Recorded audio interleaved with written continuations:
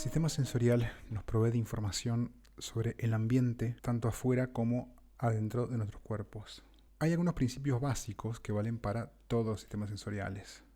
En todos los sistemas sensoriales, por ejemplo, hay un intercambio de un tipo de energía, como ser química, la que es transportada por un fotón o de presión, a un tipo de energía que el sistema nervioso central puede interpretar, es decir, la de corrientes y cambios en los potenciales de membrana.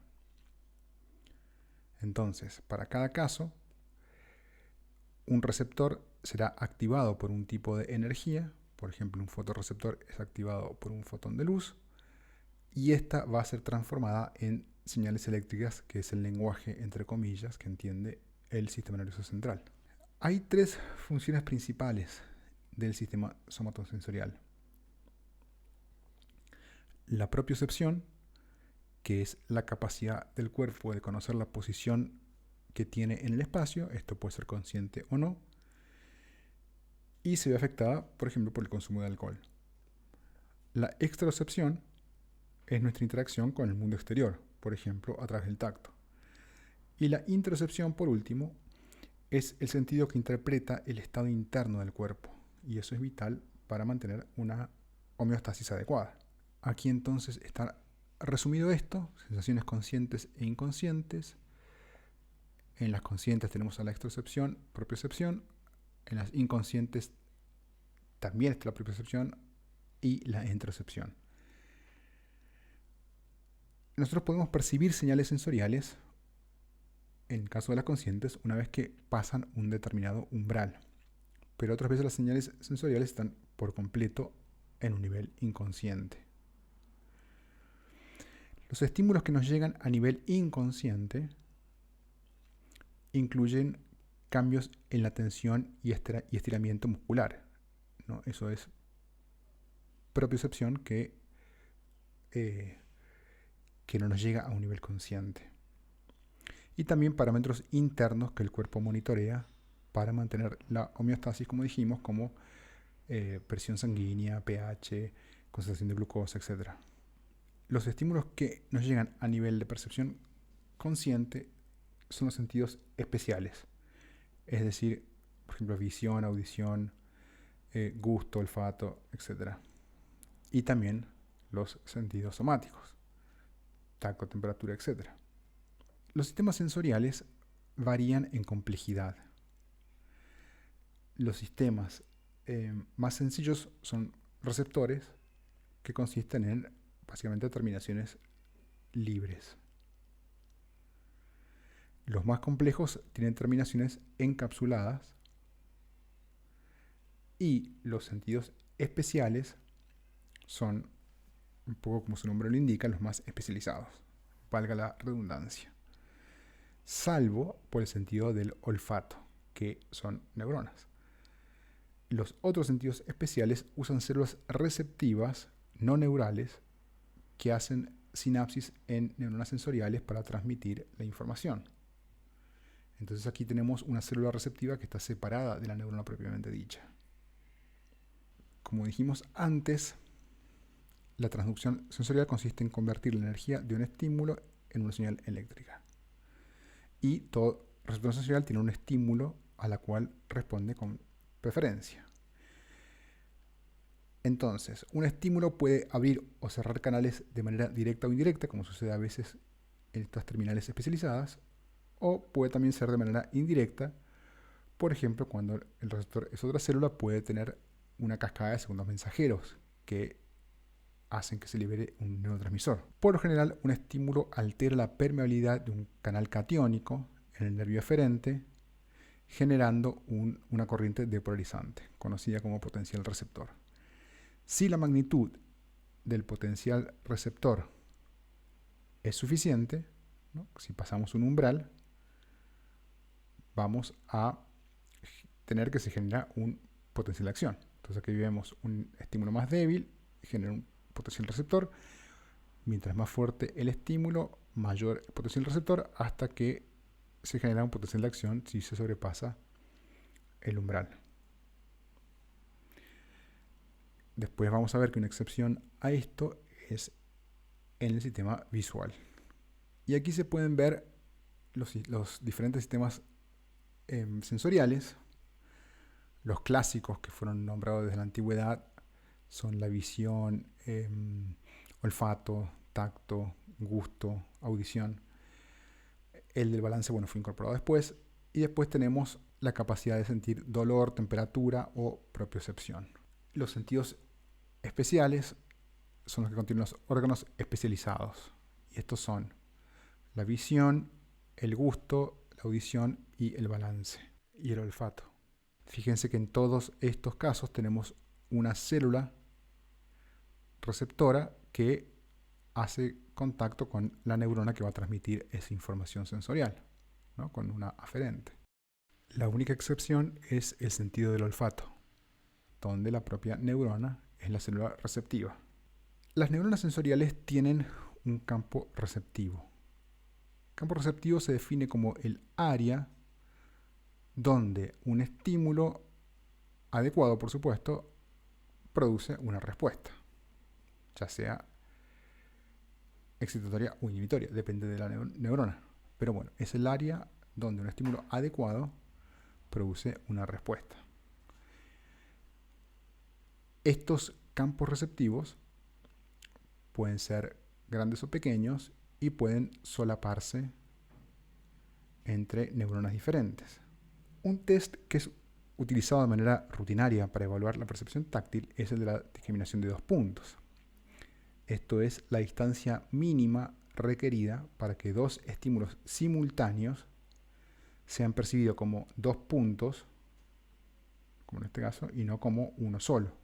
El motivo por el cual 2 estímulos simultáneos pueden ser percibidos como 1 o 2 puntos es justamente por los campos receptivos de las neuronas. Si, por ejemplo, una neurona tiene un campo receptivo muy amplio y las dos estimulaciones caen en ese campo receptivo, entonces esos 2 estímulos serán percibidos como uno solo.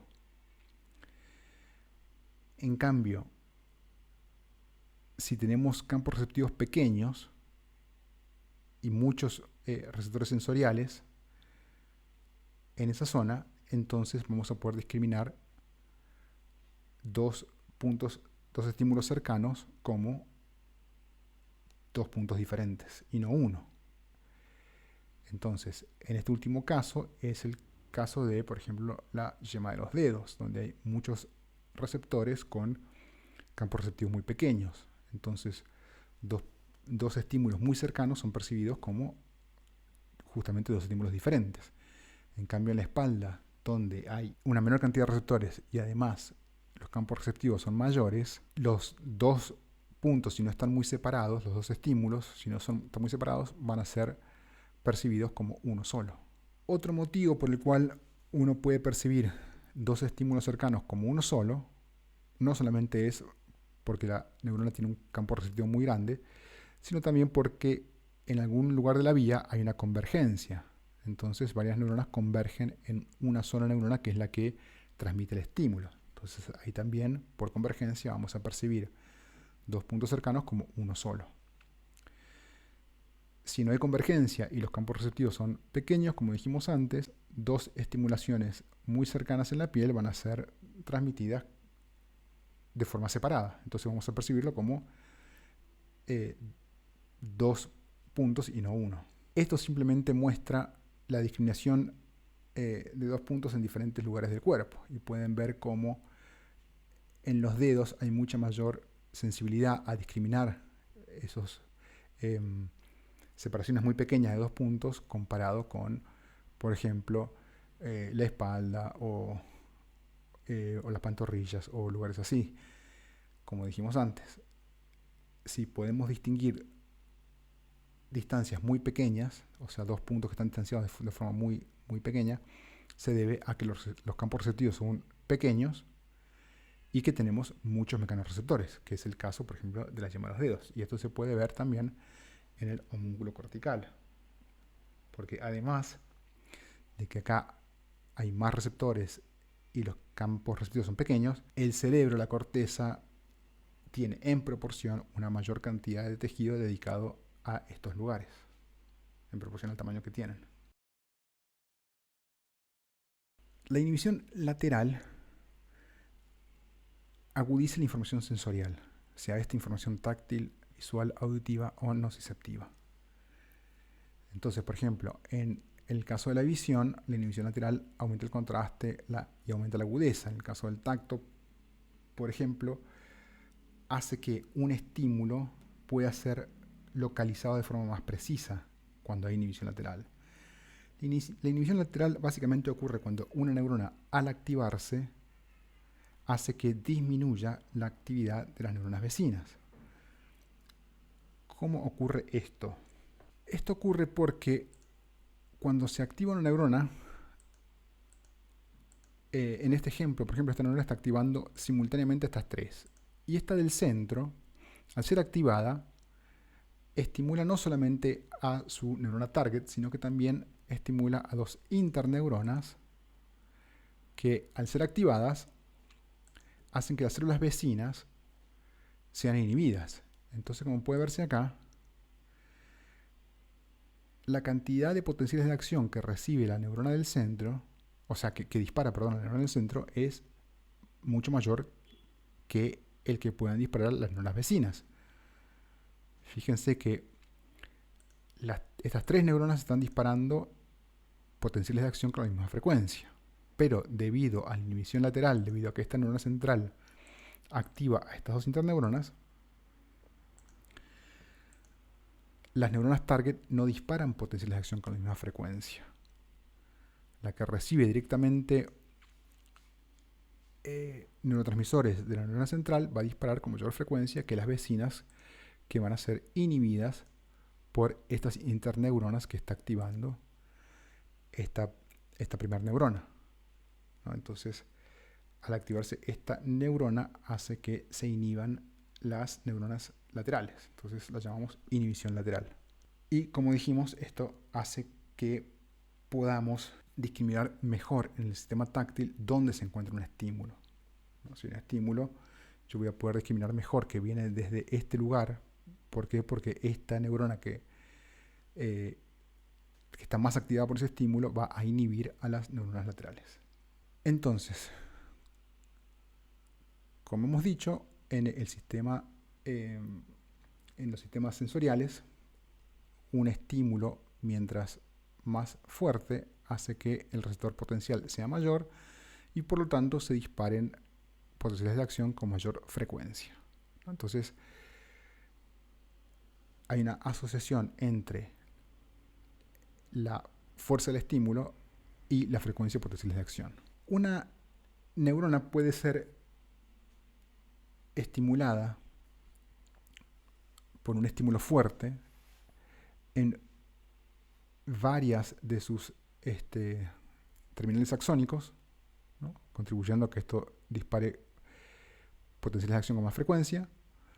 O también puede ocurrir que cuando hay un estímulo fuerte se empiecen a activar varias neuronas en simultáneo, con lo cual también le transmite al sistema nervioso central que hay un estímulo fuerte en ese lugar. Todos los estímulos sensoriales, excepto por el del olfato, ¿no?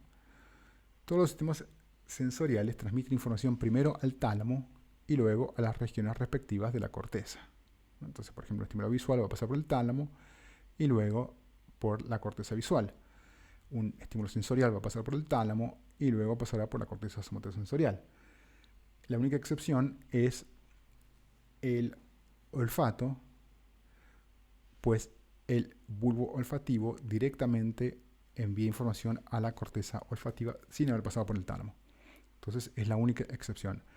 Esto no quiere decir que la información olfativa no pase por el tálamo.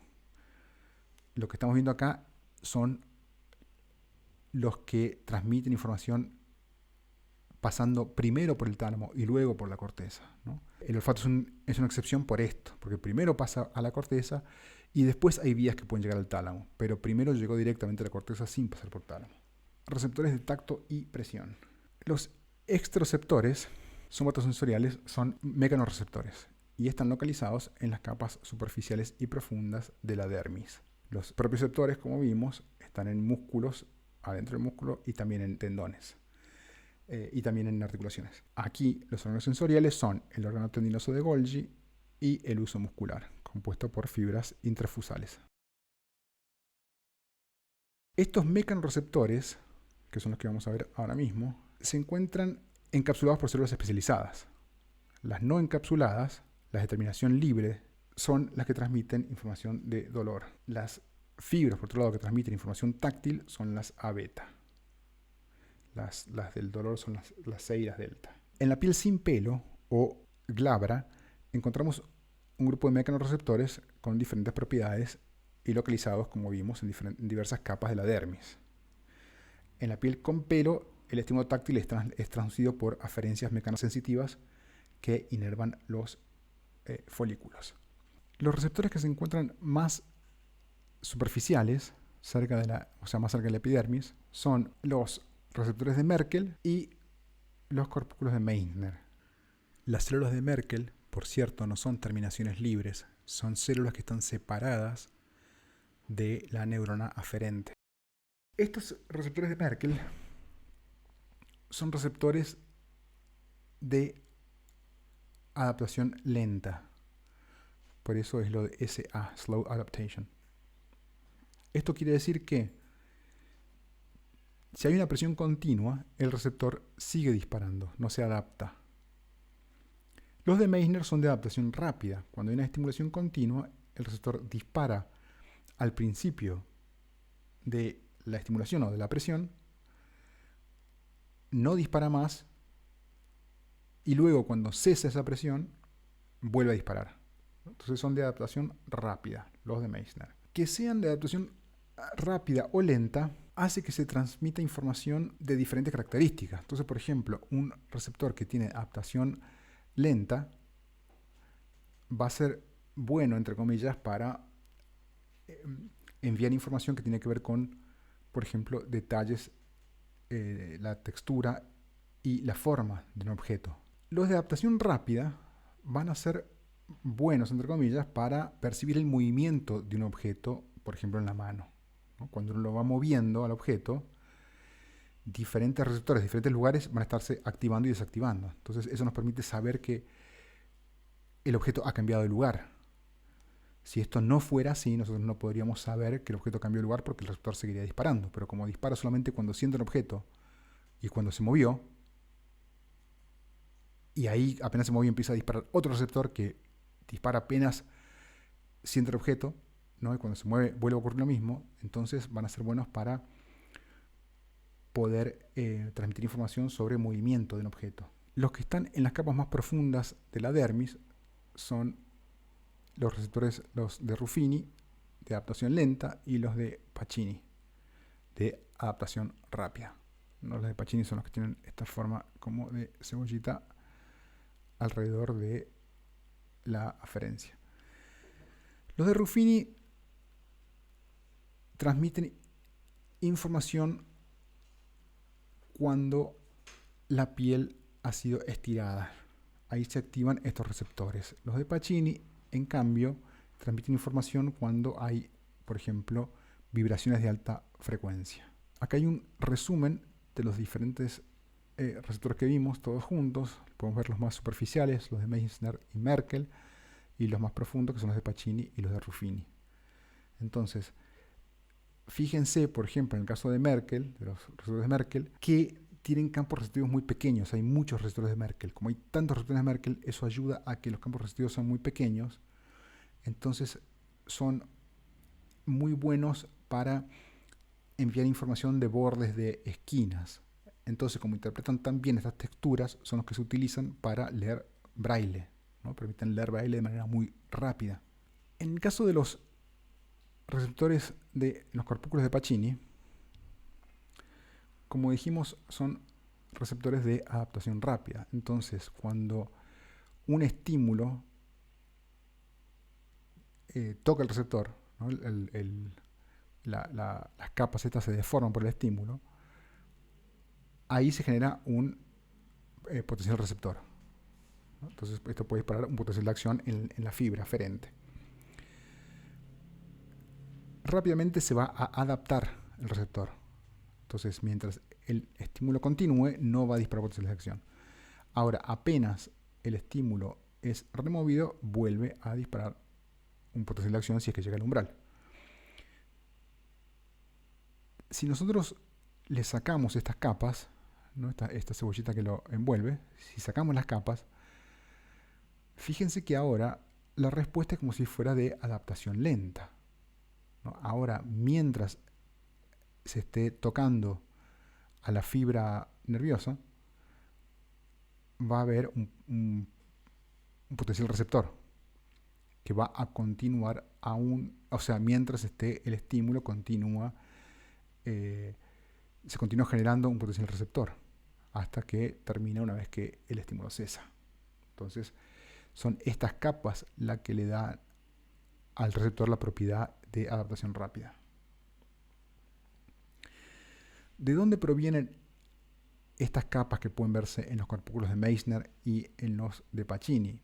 Básicamente vienen de células de Schwann especializadas. Son células que no forman mielina, sino que contribuyen a estas estructuras.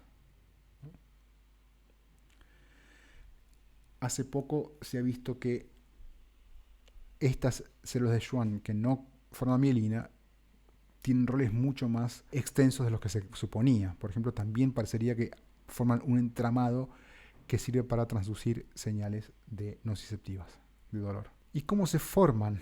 Esto es en humanos, así que a 24 semanas luego de la gestación hay una terminal axónica que se encuentra cerca de la epidermis, y hay estas células de Schwann que no van a formar mielina, van rodeando a esta terminal axónica que, fíjense, se ha doblado una vez que llega casi hasta la epidermis, empezó a doblarse como una especie de fideo.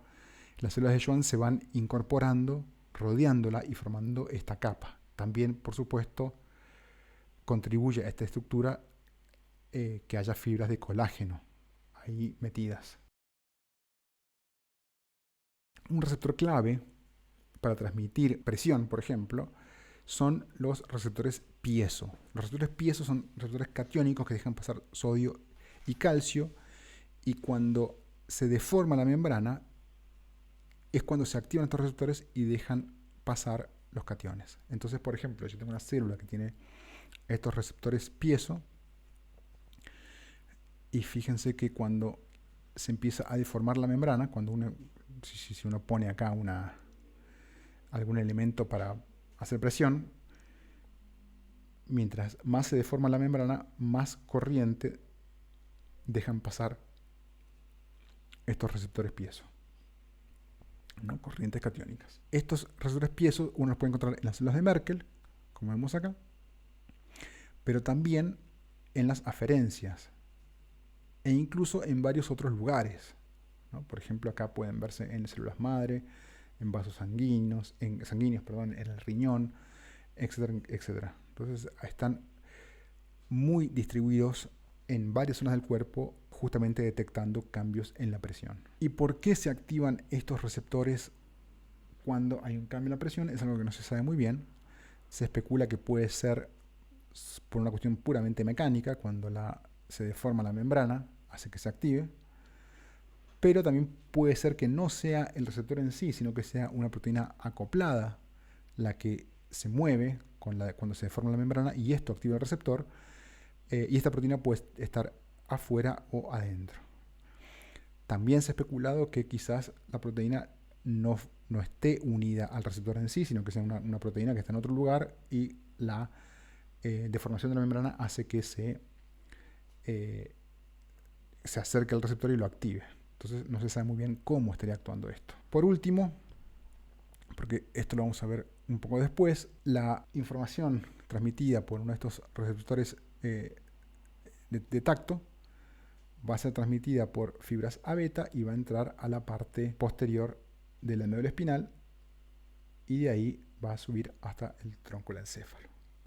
Estas fibras van a ser A beta mielinizadas, y el soma de la neurona va a estar en los ganglios de la raíz dorsal.